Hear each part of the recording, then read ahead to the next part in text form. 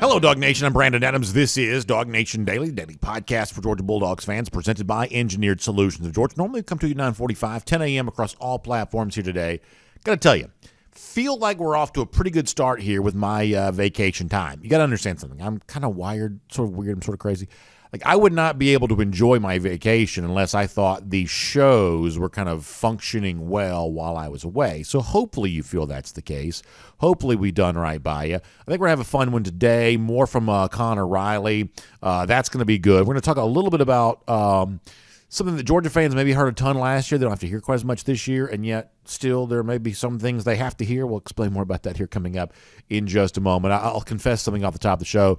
That things didn't quite come together for me on this in the way that I thought they would, so I'll tell you why that is. But either way, we just want to have a good time, entertain you, talk some Georgia football, get ready for spring practice. Not too far away, by the way. So we'll talk about a lot of that and maybe a little bit of an unsung hero for Georgia this year that it has to try to figure out a way to replace. So all of that is on the way. It is DawgNation Daily, the daily podcast for Georgia Bulldogs fans, presented by Engineered Solutions of Georgia, and it begins right now.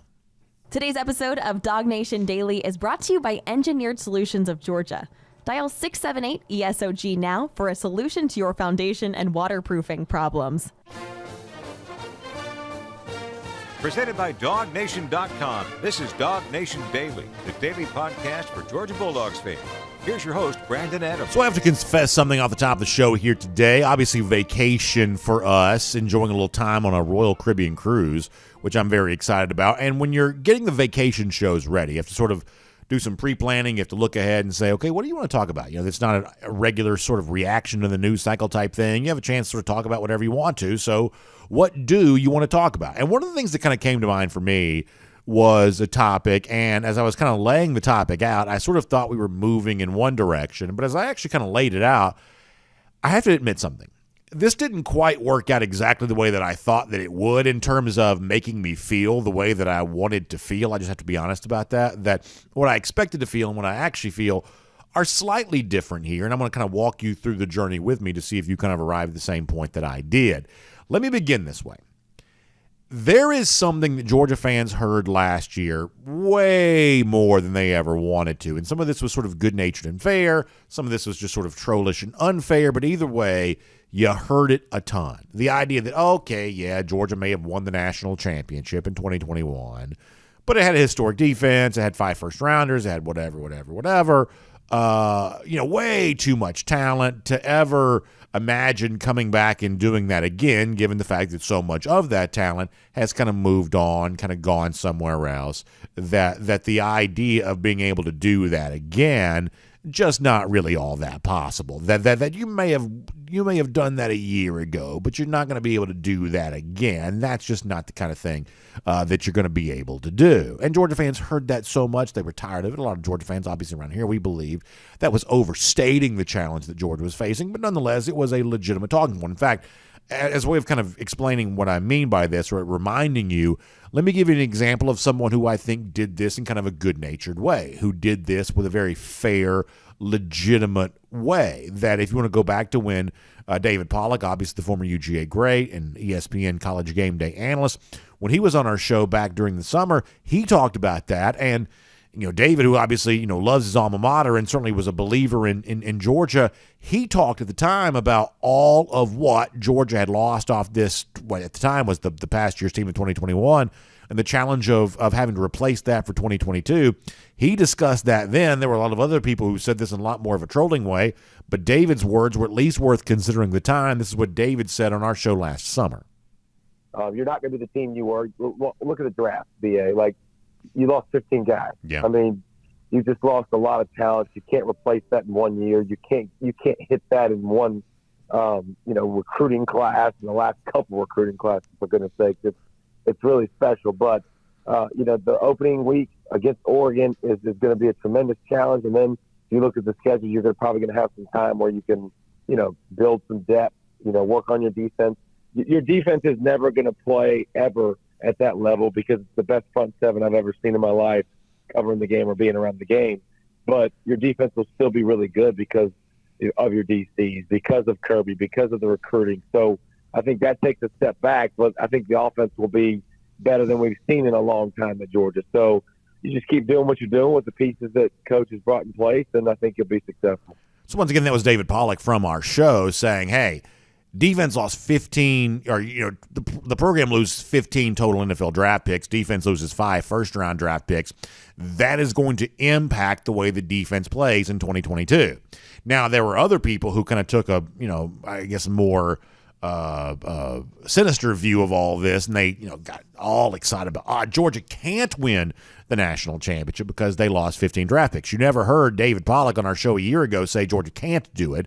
He just said all of the challenges that Georgia faces were going to make it difficult and challenging because of what Georgia was losing off that roster from a year ago. There were other people who were like, Georgia loses so much they've got no chance of competing. In fact, we all remember this when Alabama was preseason number 1. Everybody in the world thought Ohio State was preseason number 2, and Georgia was kind of tucked in there at the preseason number 3 spot.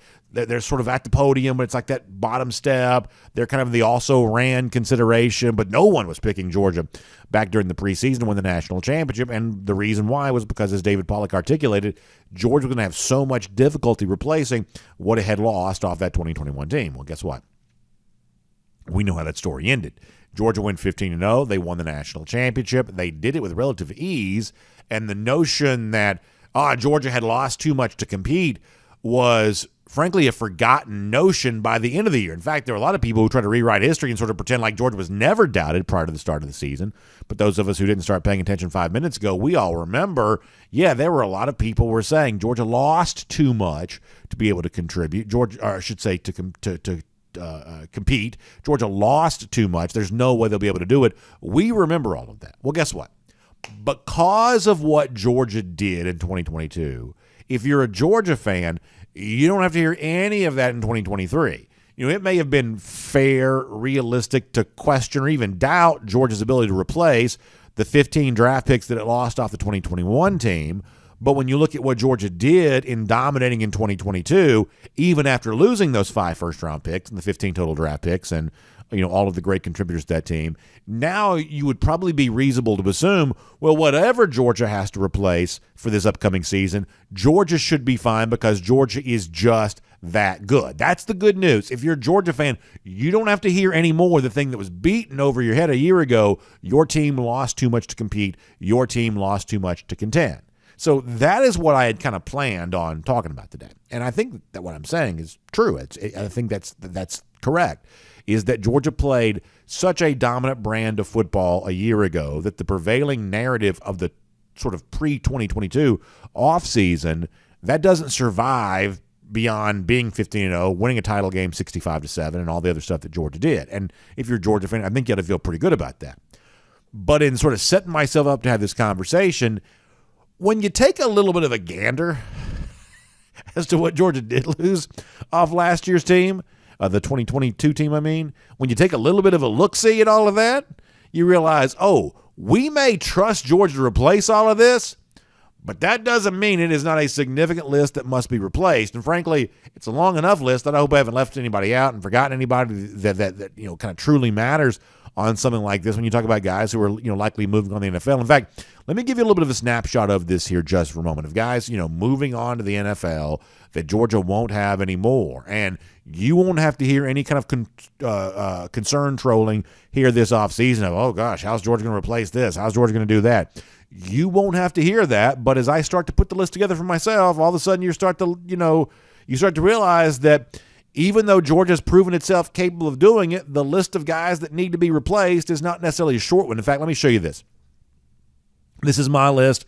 Yours may look, I guess, a little bit different. I don't really have this in any kind of certain order. I just sort of popped them on here as I sort of thought to put them. I got Nolan Smith. That's a guy that was Georgia's one of its most important vocal leaders, also a really good player when he was playing. Now, the thing about Nolan is we saw Georgia play without him a good bit this past season, but his leadership was still present even when he was injured not playing. I think he still matters. I think that Jalen Carter may be the single best defensive player that Georgia's had on either the last 2 years.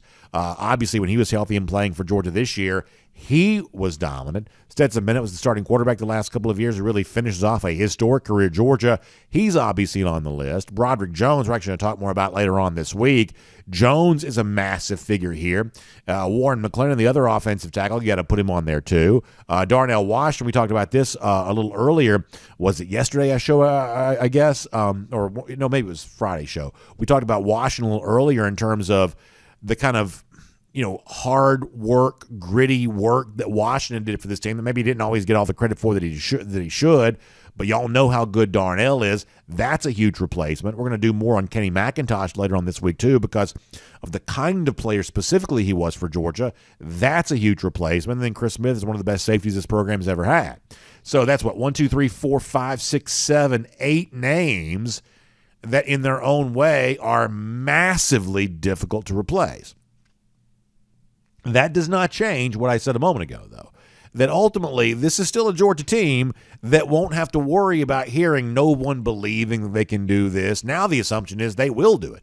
Now the assumption is, well, whoever you lose, the next man up is going to be just as good because that's what 2022 seemed to prove about Georgia. But in saying that, which I think is legitimately good news for the program, you sort of have to admit that actually that list of guys that Georgia has to replace maybe a little longer than I thought it would be. But the overall bottom line here on all of this discussion is that the transition from winning one national title to two national titles, it just sort of changes the way people think about you. Winning one national championship, we're sort of used to the idea of flukes sometimes in sports. Weird things happen, these events that kind of just sort of pop up out of nowhere. We're sort of used to seeing that happen. And there may have been some people a year ago that tried to put that national championship for Georgia in a box of, okay, this is a thing that happened and all the events sort of conspired together at the same time for a sort of a perfect storm of sorts. Georgia better be lucky it won that one because it lost way too much to come back and do it all over again.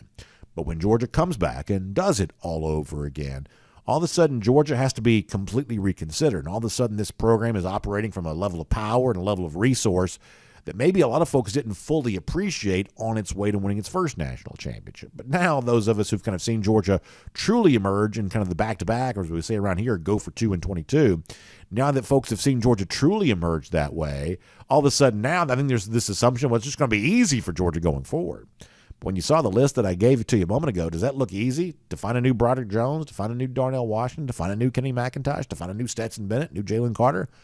It's really not easy to do that, but Georgia's also shown you it has the ability to do what is hard. It did it in 2022, and Dog fans hope it does it in 2023 there as well. My name's Brandon Adams, and this is DawgNation Daily, the daily podcast for Georgia Bulldogs fans. We're presented today by Engineered Solutions of Georgia, and we're happy to have you with us, no matter how you get to us live on video. Normally it's 9:45, 1st and 15, DawgNation.com, DawgNation app.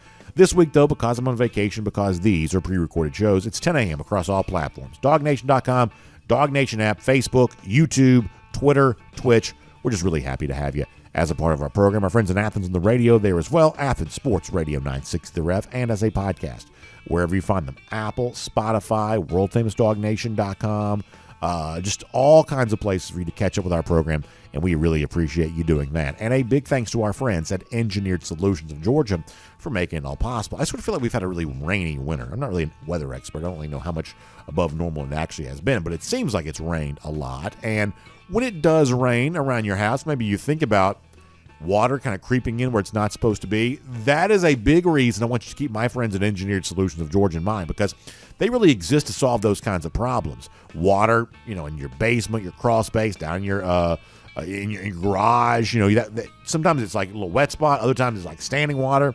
Either way, it's one of those things that you want to think about Engineered Solutions of Georgia for, because they can protect you from that stuff getting in and doing all kinds of damage, the way that water can kind of do that.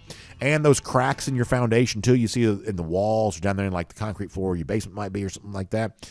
Those cracks, this, are not always a great sign. And so it's time to get that seen about. It's time to talk to my friends at Engineered Solutions of Georgia. First of all, their name tells you a lot about them. Engineered.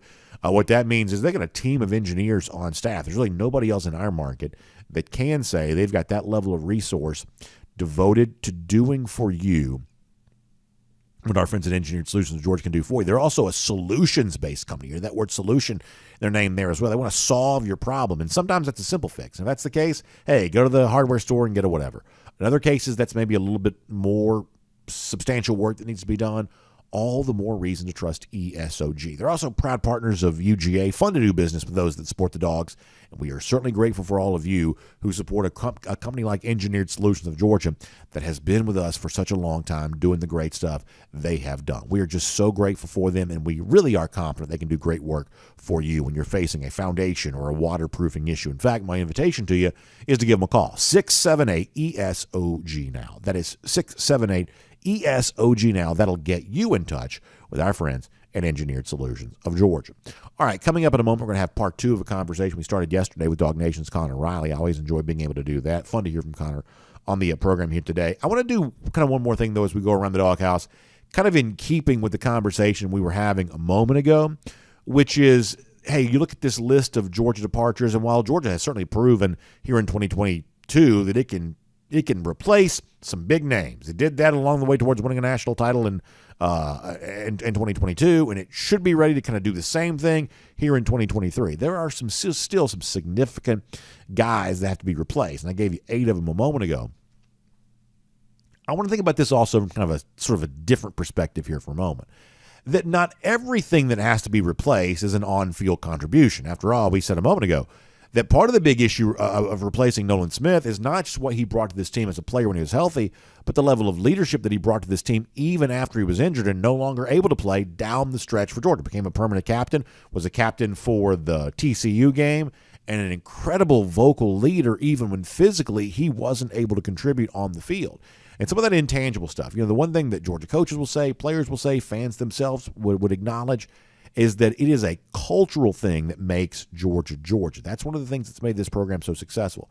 It's key leaders that contribute to that culture that make all of that possible. So in the discussion of what Georgia loses and what it replaces and what needs to happen here, in the discussion of all of that, let's also add Kearis Jackson's name to this list here for a moment, because when I think about Kearis, I think about somebody who's truly special. And when I think about the 2022 national championship season for Georgia, I think Kearis pops up for me pretty prominently on what mattered this year and what was fun about this year. I love the phrase that I think invented. I think it was him that invented it, of, hey, we want to put numbers on the wall. We want, that's how we want to kind of mark our time here at UGA, with the kind of season-ending tangible results that get sort of tacked onto the wall for everybody to see for the rest of time. And when you kind of create that kind of desire for legacy, that kind of hunger for success, it becomes the kind of thing that other players can kind of fall in line with there as well. And it becomes the kind of thing that can really propel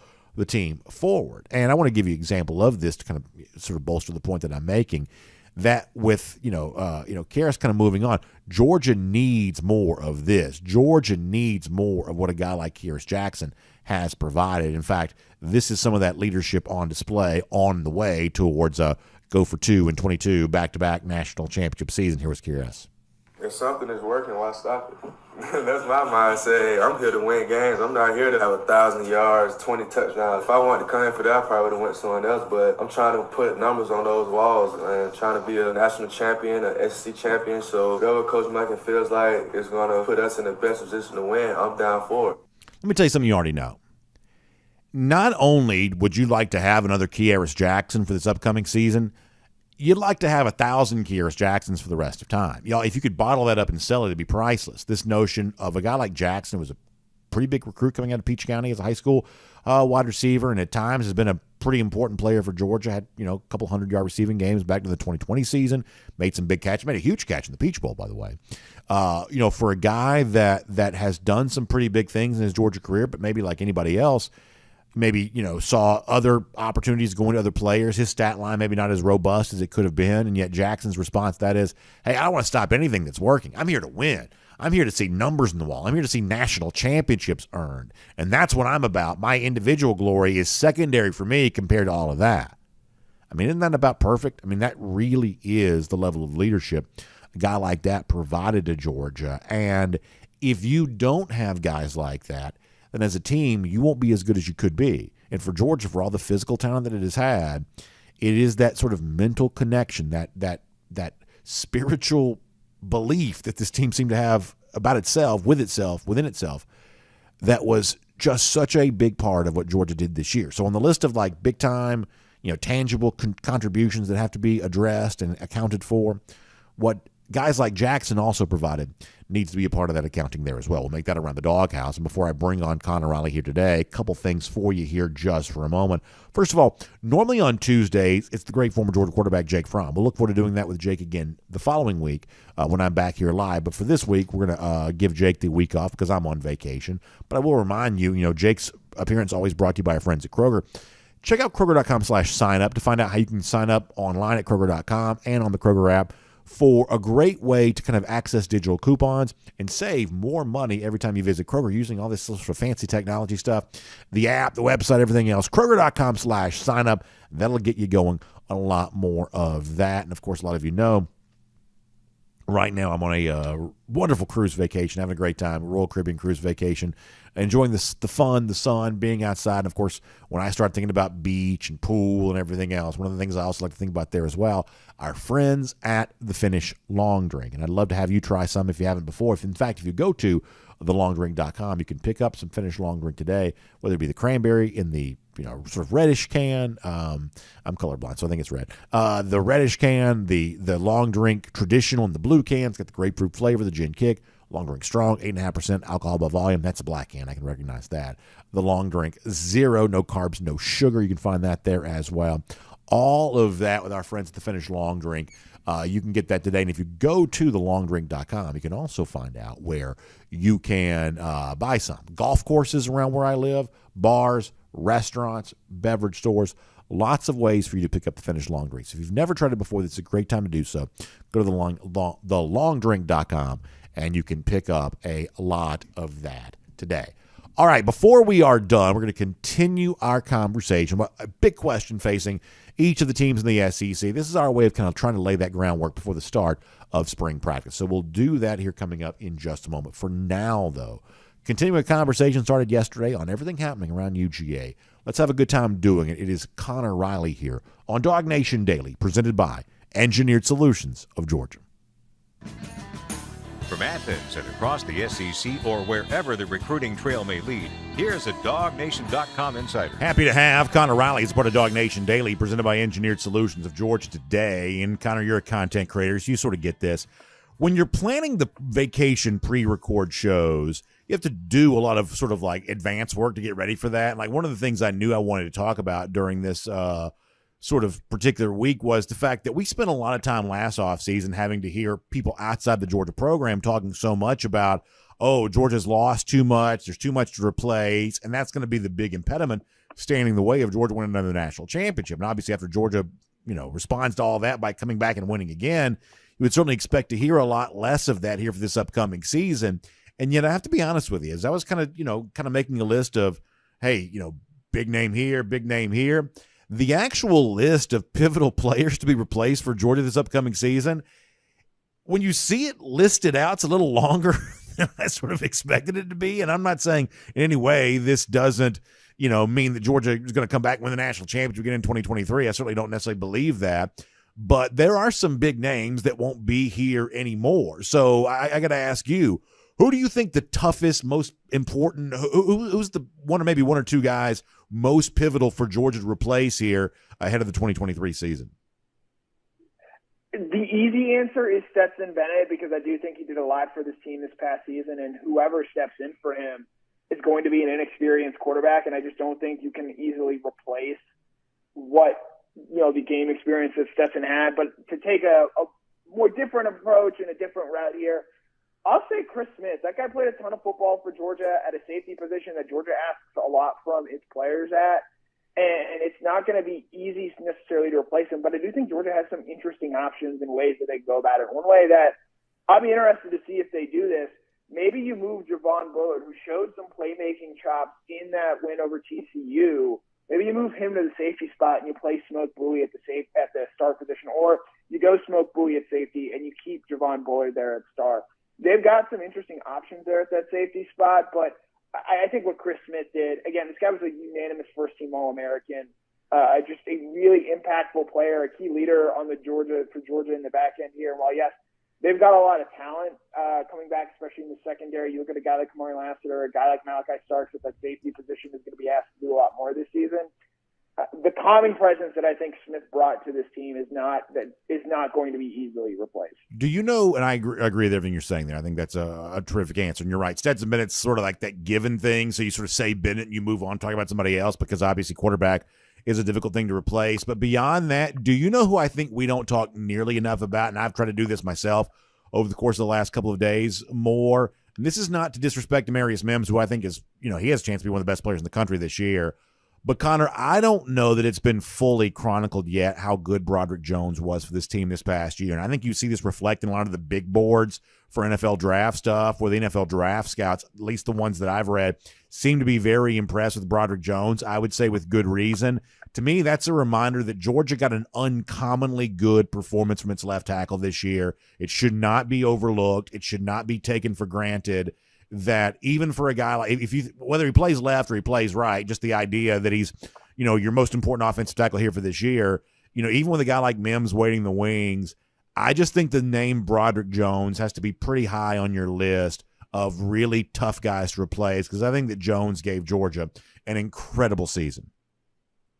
I mean, I think he was the difference maker. If you want to give me one player, I don't know if one player had a bigger impact in the national championship game for Georgia in 2021, or I guess technically 2022, than Broderick Jones. That offense totally changed when he came into the game, and they were able to move Jamari Sawyer down to guard in that spot. And he was just a rock for Georgia from that moment on. And look, Amarius Mims, I think they're going to keep him at right tackle. And so Georgia's going to have plenty of options to play at that left tackle spot. Xavier Truss is a name to know. Ernest Green is maybe the guy I think most would be interested in seeing there. We'll see how fully healthy he is following back surgery last season there. They've got a lot of talented guys that you can plug in there. And given what we saw Georgia replace in the offensive line from a year ago, and Jamari Sawyer, who was a key piece, Justin Schaefer was a multi-year starter. We've seen sometimes before Georgia go about their replacing, and they are, again, I think Amarius Mims, knowing what you have in him makes you feel a lot more comfortable about what you have at those tackle positions. But, one of the things I'm going to miss the most about this 2022 team is when Broderick Jones got downfield as a run blocker, he wasn't looking to just put your hands on someone. He was looking to bury opposing defensive players. And it was a really fun thing to watch. And obviously he's an incredible pass protector, incredibly long arms. That's why he's going to be a first-round pick in this upcoming NFL draft. But he was just a guy that, so much of his discussion around him was how is he going to improve as a run defender. I thought by the time he left college, he was a better run defender and more physical player in that aspect than he was as a pass protector. Very interesting. So along those lines, if last year was the offseason of, how do you replace all this departed talent, all these 15 NFL draft picks, what do you think the most common concern expressed on Georgia's behalf is going to be? What's the obstacle that people try to put in front of Georgia's way towards this third national championship? What's this offseason conversation going to be about, you think? Well, now they get to add in, replacing Todd Monken and being such a gifted offensive mind, and the change that comes with replacing coordinators. It's one of the more underrated things as a head coach that they're going to have to do, and you can have some doubt there about what this offense looks like, given I'm sure there are still Kirby Smart detractors out there, and there are people that are willing to give more praise to Todd Monken, and they'll say, well, now that Todd Monken's no longer there, can Kirby have an offense that is able to sustain itself and keep going and keep producing? And so you'll have that thrown in there. I think for me, look, you and I have talked about this. I wrote about this in, I believe, early February. Michael Jordan, Kirby Smart is a big Michael Jordan guy. In The Last Dance, I encourage you to go watch it on Netflix if you have not. The difficulty of just winning a third straight title, it's really hard. And if you take everything next year on a game-by-game basis, Georgia's probably going to be favored in every game. But when you take a 30,000-foot view, it's just really hard in a sport like college football to be that good and that consistently excellent for that long. And we've seen teams get close before. 2005 USC, they split a title with LSU in 2003, roll through 2004, look to be rolling through 2005, and they run into Vince Young at the end of it. And USC, they get stuffed on a 4th and short. Vince Young comes down and scores.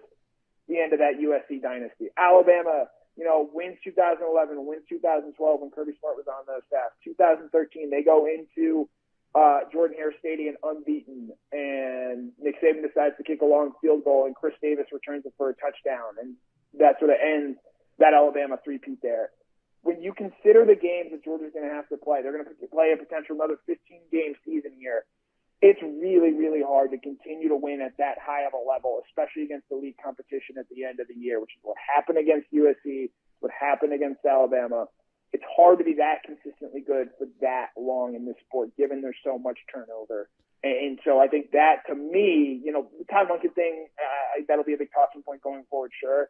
But just, can you do this for 3 straight years is the thing that is going to most interest me. No, I think that's pretty phenomenal. So I told you yesterday, one of the things that I was, kind of doing with our interviews here this week is some survey-style questions, some kind of topics that we wouldn't normally get a chance to address. And part of the genesis for this is something that you and I did last week where you were I guess you took Todd Gurley over Nick Chubb, and so I thought that was kind of a interesting topic. So here's what I want to do. Mount Rushmore, Georgia players only. You don't have to give me all 4 if you don't want to, but you can't give me 9, right? It's like 4 is the limit here. Who are the players that you would say, without a doubt, all-time Georgia, Mount Rushmore, obviously any era, any position, but let's keep it to players only here. Who is definitely on your list? Herschel Walker, Yeah. David Pollock, I think, are the 2 obvious. You have to have them. I think Stetson Bennett, based on what we've seen him do, has to be on there. 2 national championships back-to-back, a starter in each, especially being a Heisman finalist this past year.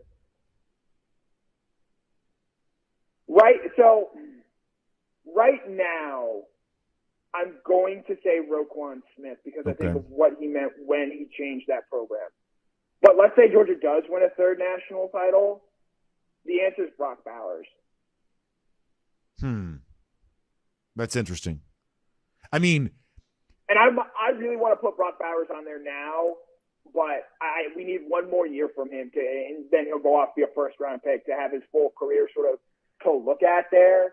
But, again, guys won 2 national championships as the leading receiver in his first 2 years in college football, and pretty much every time he stepped on the field has been the best player on the field. I think the only other guy you could say that about to have that kind of an impact at Georgia is Herschel Walker.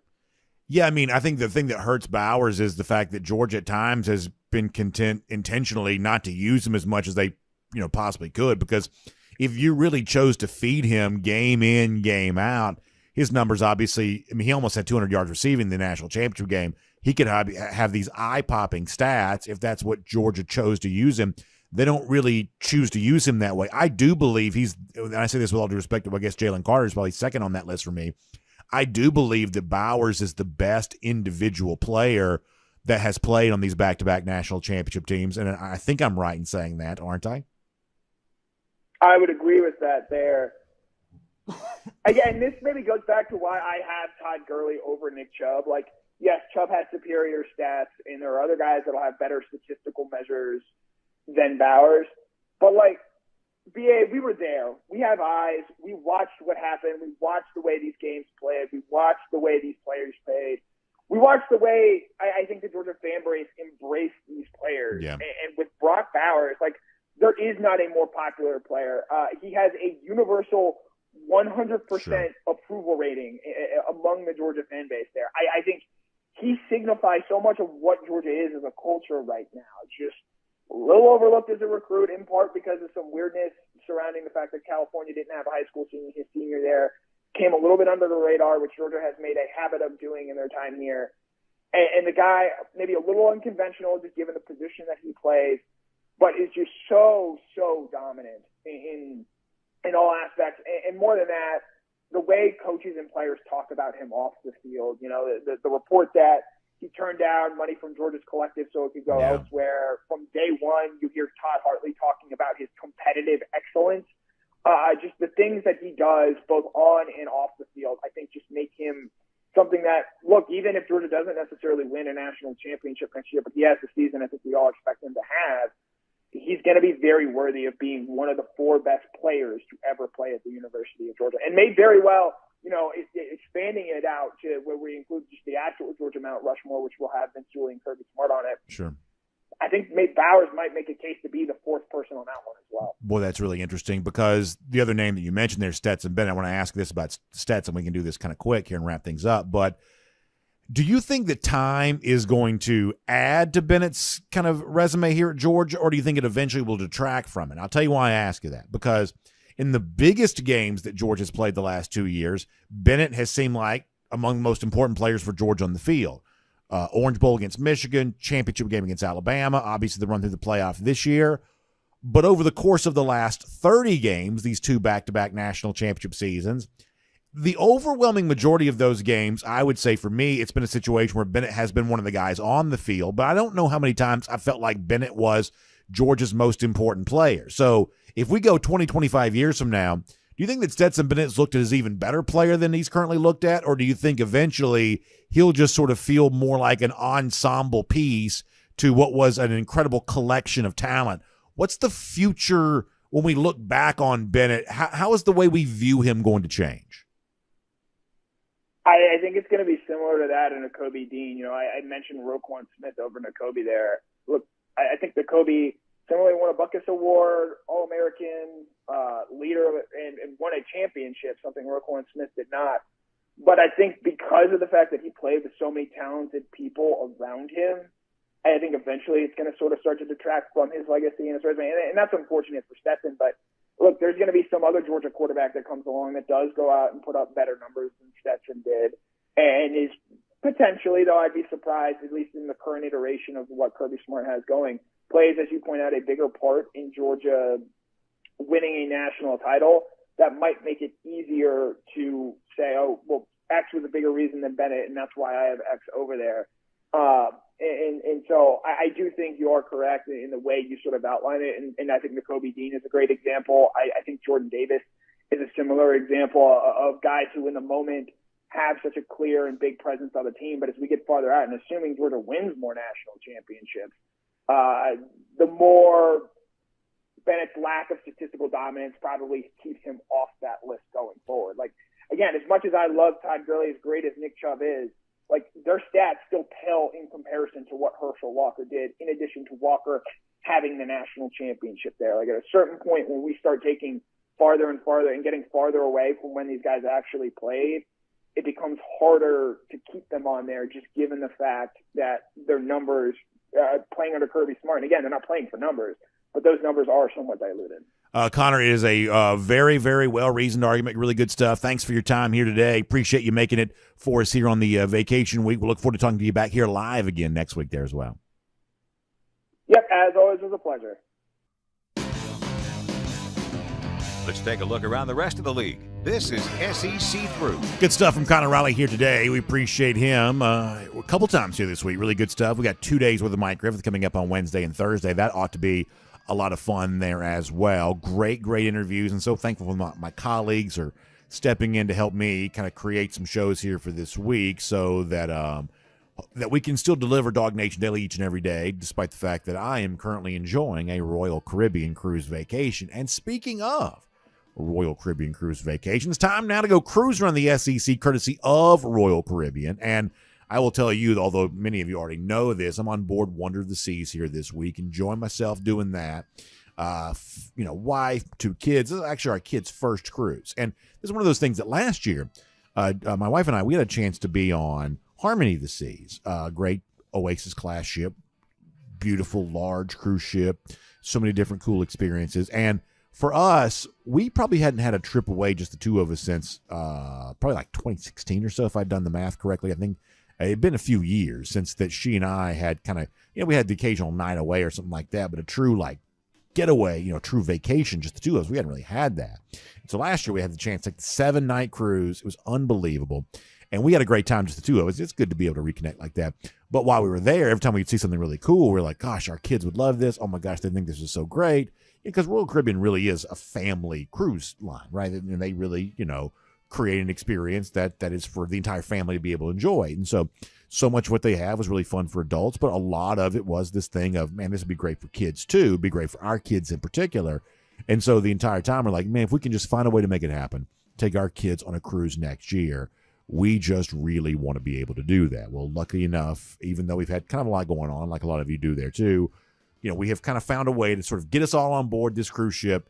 And I tell you, I just am so thankful to be able to have that experience in my life. And I'll tell you that you can do the same kind of thing with Jessica Slater, great travel agent, specially selected for us by Royal Caribbean. You can give her a call, 770-718-9147. That's 770-718-9147. She'll walk you through all of the various options you have when it comes to a Royal Caribbean cruise. She can even tell you more about the DawgNation cruise coming up in April, royaldogs.com. In fact, website she's put together on that is royaldogs.com for more on that. You can have a great experience, and Jessica can help walk you through all of that. All right. So with that said, let's get ready to go cruise around the SEC. And many of you know what we've been doing over the course of the last few days, trying to use this period of time as a snapshot for what the SEC is going to look like this year. And we're asking, one big question for every SEC team. We've already done this for Florida and LSU and South Carolina and Texas A&M, others, and we're going to keep rolling through that. When it's all done at the end of this week, we hopefully will have a really good picture of, as I said before, the landscape around Georgia, the final year divisions in the SEC, kind of how all this is going to play out. So let's start today by talking about the Tennessee Vols. And I think there is one big question that kind of awaits Tennessee. And we alluded to this a little earlier, but we'll kind of keep that conversation going here right now. The next question for Tennessee, or the big question for Tennessee, is whether or not as a program, Vols can take the next step. Because here's the one thing you can't deny. Tennessee was a good team this year. Hendon Hooker was a very good quarterback. They were very explosive offensively. They won games. They established an identity. This, for Tennessee, was a good season. I use the word good intentional because it was south of being great. You beat South Carolina. You go 11-1 the regular season. You maintain your status as a playoff contender. Well, that may have been a great season. What Tennessee had was a good season. Well, now Hendon Hooker is gone, and so you're left to wonder, can a team that was good in 2022 do what its fans wanted to do and become great in 2023? And I will tell you, there are a lot of programs who've tried to take that next step and found it to be a real doozy. And if I had to assume, the same thing's going to probably be true for Tennessee as well. Now, here's the one thing I do believe we've learned about the Vols, because we saw this not just in 2022, we saw this in 2021 there as well. This is a team capable of establishing a potent offense that Tennessee, as long as Josh Heupel is head coach, regardless of who the quarterback is, I believe they are likely to score points. Now, this year for quarterback at Tennessee, you have a lot of intrigue around whether or not a guy like Joe Milton, who at one point in time was sort of brought here to be the Tennessee starter and yet eventually lost out to Hendon Hooker, whether or not he can be that guy, or a incoming freshman like Nico Imaleva eventually steps in and kind of earns that job. But whether it's the freshman or the veteran, my expectation is that Tennessee probably scores a good number of points. But also my expectation is that defensively, they still probably look a good bit like what they've looked like in the past. A team that has a hard time getting stops when it needs to. A team that is probably still a little more on the finesse side of things as opposed to the physical toughness that typically defines the very best in the SEC. When you look at Georgia's regular season slate, it just sort of seems objectively true that Tennessee ranks as Georgia's toughest opponent. Playing the game in Neyland Stadium probably makes that even a little bit tougher. But I don't think there's really any reason to expect a Tennessee team that couldn't really compete with Georgia and keep it close in Athens in 2022, that the venue change alone is going to change much about this overall outcome. I think that Tennessee was a good team in 2022. It had been a long time since the Vols were good. I think the Vols in 2023 and its fans, they may have to still settle for good there as well. That next step towards greatness, not quite so sure I see that here right now. Moving on, another big question here in the SEC. How about for Mississippi State? We obviously know the terrible tragedy they dealt with. Mike Leach, their coach, passing away unexpectedly, and then Zach Arnett was hired. Now, obviously, Leach's memory will continue to be honored, and that'll continue to be discussed, but there is, I think, in Starkville now, this feeling of, gosh, what happens with this football team? How do you get back to the business of playing football? And I think there was something really interesting about the Arnett hire at Mississippi State. Obviously, there was a need to maintain some continuity because of just how challenging it is to deal with the passing of a coach right there in such an unexpected fashion, that whatever you can do to hold on to some continuity probably keeps your program together. And so Arnett now gets his chance to be SEC head coach. And it's interesting to think that I mean, this is a guy who I think we've kind of noticed prior to the promotion here, because of the fact that when you look at the overall identity to what Mississippi State has been the last couple of years, a lot of that I think was influenced by Arnett. This is a tough football team. And when they played Georgia in 2020, Georgia was a big favorite that day, but they gave Georgia kind of all they wanted this past year up in Starkville. Ultimately, Georgia kind of stepped on the gas a little bit and kind of extended its lead and won the game a little bit more comfortably, a little more easily. But at one point in time, they were kind of getting a little bit of a tough battle from Mississippi State. And once again, I believe that Arnett was one of the guys to help kind of create a little bit of that Mississippi State identity a bit there. And so he's obviously got the contract. He is not the interim coach. He is the head coach at Mississippi State. But obviously, like any other coach in the SEC, no matter what kind of circumstances that maybe caused him to inherit this job, his expectation is going to be to win enough to keep the job. So I think we're about to find out a good bit about Zach Arnett here at Mississippi State. We're about to find out, is this a guy capable of being the permanent long-term answer there? There's no doubt that defensively he's created this version of the Bulldogs, the maroon version of the Bulldogs. He has created them into a pretty tough out. They're not easy to beat. They haven't always won every game they played, but they have proven to be pretty difficult to beat and certainly physically tough. You know it after you played them. So there's an element to which I probably kind of root for Arnett here a little bit, just because those folks in Starkville have been through a lot. I'd love to see him provide some good vibes, some good feelings. But the SEC doesn't get any less challenging, no matter what your backstory is here on this. And so I think he becomes kind of an interesting figure. Honestly, I'm not even quite so sure I know what he looks like. He's not a super famous figure necessarily, but he's going to be facing a tough job here this year, and seeing how he grows into that should be pretty interesting to see. And then finally, I'll mention this, and I'll keep this kind of quick. I think the situation at Kentucky, once again, to kind of transition to two teams that have historically played each other as cross-division, I call them rivals if you want to, in the SEC. I think the situation with Kentucky is going to be really interesting. The changes they've made post Will Levis era coming to an end. Rich Scangarello was brought in as offensive coordinator.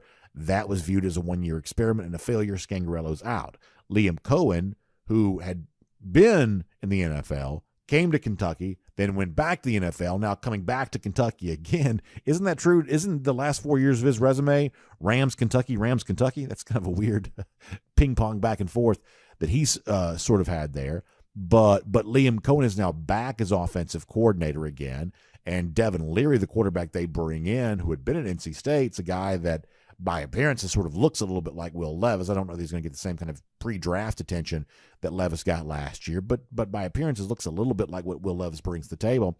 This is a Kentucky team that in 2021 was pretty good, and part of the reason they were pretty good is they were able to add some offensive prowess to what historically had been a good defensive program under Mark Stoops, and a team that had been physical along the line of scrimmage, running the football, but they added that little bit of passing prowess, and that made Kentucky a much more difficult team to beat. This past year didn't have quite as much of that. So when you think about Kentucky, not as a dark horse contender in the SEC East, no one's beating Georgia, but when you think about Kentucky as a team that also has to play 8 other SEC opponents, how tough can Kentucky be on a schedule for those other teams? I think the expectation probably is that the return of Cohen at least upgrades the offensive performance a little bit. But for a guy like Mark Stoops, who you wondered at one point in time, does he kind of see the writing on the wall here a little bit, that he's kind of winning more at Kentucky than the average Kentucky coach is supposed to. But it still creates a level of restlessness with fans after a while. And he's also had kind of this sort of weird battle going on with John Calipari and Mitch Barnhart, the athletic directors, have kind of been in a little bit of a crosshairs there too because of some of the stuff that's gone on. Interesting year potential transition there at Kentucky as they try to find that offensive spark that they had in 2021 but didn't have this past year. And Mark Stoops tries to show the folks up there in the Bluegrass State that no matter what the Kentucky basketball reputation is, it's actually still the football program that runs things in the SEC here these days. So we'll see if Kentucky can find that offense that it once had, but didn't quite seem to have too much this past year, and we'll make that cruising around the SEC, courtesy of Royal Caribbean. And we'll get ready to wrap up here today. And don't forget, we've been doing some of our survey-style questions with some of our guests here this week. So if you want to weigh in on that, hit me up on Twitter at DawgNation Daily or in the comment section at DawgNation.com. Maybe we'll come back and give some more of your thoughts on Georgia's Mount Rushmore of players, some of the fun stuff that we've done. Maybe you'll have a chance to kind of weigh in on that there at some point in time. We'll look forward to giving you a chance to do that. I'll also remind you that our golden shoes will return next week there as well. Excited about doing that, and excited about also telling you, too, that 249 days from right now, lousy stinking Gators. I kind of slurred it all together there for a moment. Lousy stinking Gators in Jacksonville got a big beatdown coming their way. It's 249 days from right now. That is our Gatorator countdown. We love doing that every day here on DawgNation Daily, presented by ESOG. Hope you all have a great day. Hope you're enjoying these pre-recorded shows. We try to make them good for you, and we'll try to do it for you again right here tomorrow. And on video, time now for the R.S. Andrews Cool Down. R.S. Andrews, when you turn to for your air conditioning, heating, plumbing, electric needs. They show up on time. They do the work that's promised, the price is promised. You can trust R.S. Andrews on all of that. Obviously, this is normally the portion of the show where across all of our video platforms to take your comments live. Not able to do that here today, but I still really appreciate you being here. Hope you're able to have those comments back and forth with each other, and then I'll come back and referee all of y'all's disputes and arguments again next week when I return. So we really appreciate that, and we appreciate our friends at R.S. Andrews for making it possible. If your water heater needs replaced, in many cases, R.S. Andrews can replace that for you the same day. So if it goes out, you don't want cold showers. You don't want stuff like that. You want the nice, comfortable, warm feeling you get from our friends at R.S. Andrews. So find them online at rsandrews.com for more on that. They'll get your water heater replaced. They'll take care of your electrical needs. Whatever you got going on, R.S. Andrews got you covered. We'll have you covered back here again tomorrow. We'll see you then. DawgNation Daily, presented by Engineered Solutions of Georgia, 10 a.m. tomorrow. Can't wait to talk to you then.